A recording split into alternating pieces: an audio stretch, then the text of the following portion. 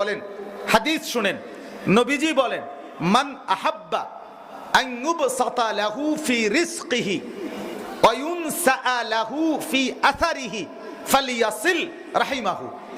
নবীজি বলেন, যে ব্যক্তি চায় দুইটা জিনিস। কয়টা জিনিস? এক, তার রিজিক বাড়াইতে চায়, দুই, তার হায়াত বাড়াইতে চায়। স্পষ্ট হাদিস।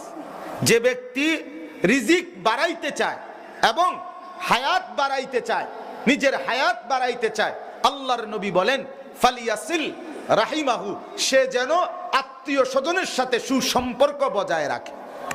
সুবহানাল্লাহ, কত বড় নিয়ামত! এই দুইটাকে কে না চায়? কথা বলেন না। রিজিক বাড়াইতে কে না চায়? কে না চায়?